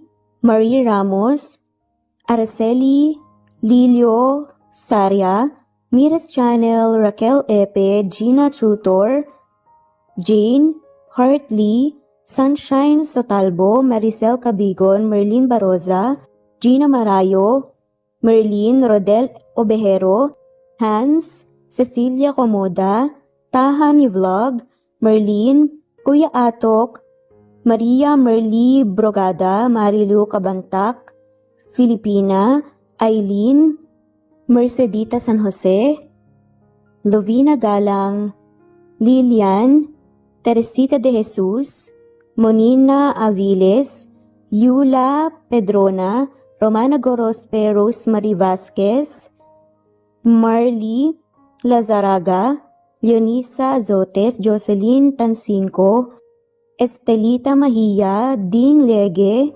Marisa de los Reyes Arroyo, Leia Paul Vinar, Steve the Music, Rain, Presbyteros Rose, Ostonalito, Alex Saani, Matea Estrella, Agustina, Onaba Cogin, Jessica Vargas, Celine, Merlilyn Baroza, Annie Hoson, Elimana Lili, Mercy Villantes, Eli Evangelista Anderson, Eli Bitasolo of Italy, Ann Mariano, Fredelisa de Guzman, Carmencita Falcon, Merlin Bravo, Cecilia Ramos, Evangeline Zamora, Edralina Gatchoan, Marites Nitura, Agustina Niceto, Marian, Ann Aliflor, Lily Roda Barcial, Alma Ebdao, Minda Tandok,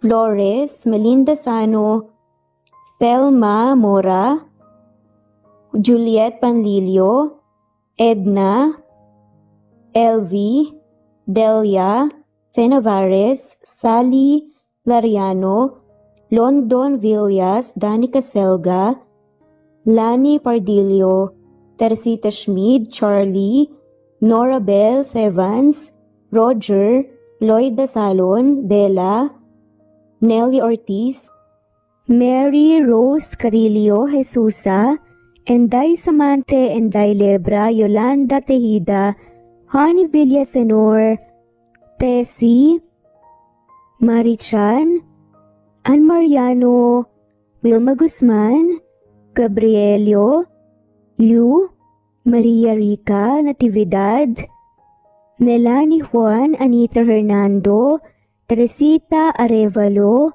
Raquel Magno, Carmencita Falcon, Flordet, Nat Greenfax, Luz Templo Nuevo, Teresita Schmid, Flor Cabrera, Virginia Salazar, Luz Templo Nuevo, Leia, Madeline Tagle, Wilma Villafuerte, Isaac Ablon, Menchita de Belen, Federico, Mercy Edrosolo, Fe, Adamson Machas, Quinshano Ebas, Eli Ramirez Elizabeth Gilas, Arem Ruhi, Julius Edna Romero, Charlie Angelina Samia, Emma Gadiano, Rosemary Vasquez, Lisa, Estelita Mahia, Elvi Candontol, Corazon Danke of University of Eastern Philippines University, Teresita, Neil Bacolor, Evangeline Zamora, Charlie Jane Clemente, Susan Upaga, Susan Rodrigo, Fred Deliza de Guzman, Juby Hernandez, Helen Murillo, Edarlina Fahil, Rosie, Juliet Kaday, Kuya Atok, Betty Losnong, Crescen, Susana, Tessie, Rumbawa, Lovina Galang, Aida Jurado, Emily Kinlog, Mirna Hamero, Liz Berito, Gabrielio, One Spotify, Imelda Fortes of Columbus City, Larry Malapaya, Dance, Remy's Life Official, Ellie Evangelist Anderson, Choi Choi, Ri, Jasmine Baya, Jerowina Aquino, Emego Ba, Marilyn Babula, Shane Villarmino, Beth Sardina, Gabriel, Nino Regidor, Mel Abrogar, Rosemary Vasquez at shoutout na rin po sa lahat ng mga walang sawang sumusubaybay. Maraming salamat po. Veronica Briseño, Violeta Murillo, Teresita, Teresa Bulie, Christine Flores, Nesbeth Hanaban, Flor Salvalion, Kuwait, Raquel Labay, Kuya Atok, Lani Pardillo, Eva Violeta, Presbyteros Rose, Amy Regalado, Teresita, Res Cavilla Havana, Precious, Lilian Nobebe, Ellie Evangelista Anderson, Marziel Arcilias, Rosemary Palaganas, Rose Martinito, Ding Liege, Alexa Gomez, Jomira Bueno, Amy Fenavares, Irma Emma, Lali Emralino, Tortillas Gaming, Matea Estrera, Annalie Flor, Rosemary Tinito, Rosemary Palaganas, Excelsis Tagala, Emily Kinlog, Rosemary, MM, Penning Escal, Neri Cabangon, Lucia Baldo, Rosemary Vasquez, Londono Villas, Faye, Rosemary, Angelo, Vicky Adlaon, Mercy Villantes, Rezeline Unday, Allen, Ace, Nino Regidor, Jeyo Cadtec, Escapades Matilda, Irma Valerio, Agustina Aniceto, Cecilia Alvior, Naitan Canada, Lily Roda Barcial, Eli Ramirez, Doris Day Pangan, Lynn Lee of Macau, Reyes, Rebecca Tezuka,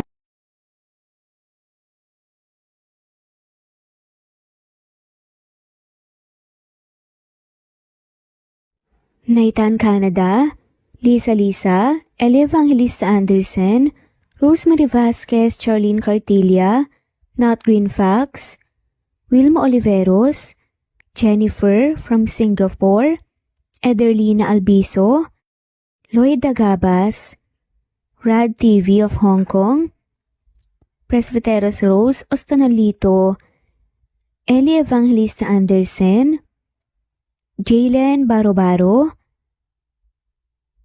Jose, Francis Pilapil, Nat, Carmen Kalunod, Marilugol Matico, Connie, Evangeline Zamora, Imelda Fortesa of Calamba City, Grace Carion, Anisha, Pasite Aliazar, Juliet Kaday, Nanita Dagoldol, Naitan Canada, Corazon Salvacion, J. De La Cruz, Fatma Mansul, Nori, Ronilio, Senen Orzame, Helen Murillo, Emerald Peniro, Marilyn San Jose, Christian Fidelino, Alice Garlet, Batang Ibunan, Lucia Baldo, Gloria Lucas of Licab Nueva Ecija, Nat, Kamindanao, Rebecca Tezuka of Kawasaki, Japan, Elvi Candontol, Annie Hoson, Marie Cristal Hilario, Lloyd Danankil, Merlilyn, Fe Navares, Jelly Tampos, Chubby Doll, Charlene Naton of Bog City, Cebu, Ana Victorina, Ann Mariano, Teresita Schmid, Liliano Bebe, of Rome, Italy, Marisa de los Reyes Arroyo, Eli Bitasolo, Kidim Tess, Kinshano Ebas, Maria Elena Barosa, Nora Bell, Sevan, Nathan, Lily of Macau, Carmencita Falcon, Geraldine de Jesus, Annalyn Divina Gracia, Adorias, Aradhani Vilma Lukban, Remedios Solmantil,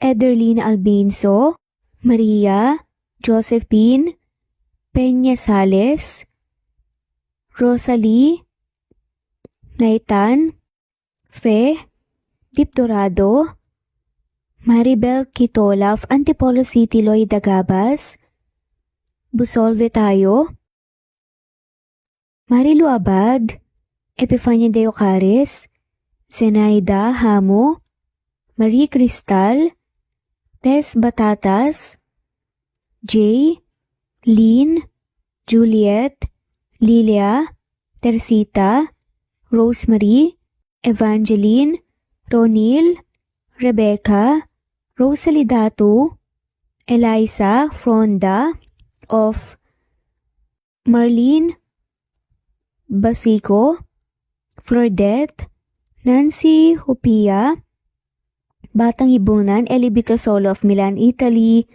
Dionila Pereira of Naik Cavite, Jessica Vargas, Shuktong, Flor, Teodora Santos, Mercedita San Jose of Antipolo, Marilyn San Jose, Emily Borac, Jers Jenna Lipio, Virginia Malasan, Mary Jean Coldora, Stephanie Arroyo, Imelda, Emelita Mendoza, Nori, Marilu Gulmatico, Juliet Panlilio, Annie Hosen of Japan, Tess Batatas, LV, Lori, Jessa Acevedo, Lisa, Ellie Ramirez, Edita Palalon, Goldfinger, Elizabeth Cabanilla, Maria Teresa Mislang, Happy Cat, Wilma Dergantes, Glory Rojas, Donilia, Loida Nankil, Anna Flor Saiko, Marilyn Sasaki of Japan, Naija Adel Panganiban, Baby Floresca Pasita Eliazar of Ontario, Canada, Marilyn Sasaki, Ederlina Albiso, Virginia Malasan, Felicita, Nenita Gomez, Anything Goes, Josie Lanusa, Rinante Salamania, France, Techi Pacardo of France, Joel Capili, Rinante Salamania, Girly Bandia, Josie Lanusa, Angelina Barbado of Santa Maria, Bulacan, Wendy Got of Japan, Fe Ramirez and Mariano Alfonsa Atienza, Mercy Villantes, Daniel Gucor, Techi Pacardo, at shoutout na rin po sa lahat ng mawalang sawang sumusubaybay. Maraming salamat po. Kung gusto niyo pong ma-shoutout, sa susunod nating video ay comment lamang po ang inyong pangalan at kung tigasan po kayo. Muli ito ang Cat Amazing Stories PH. Thanks for listening at God bless po sa ating lahat.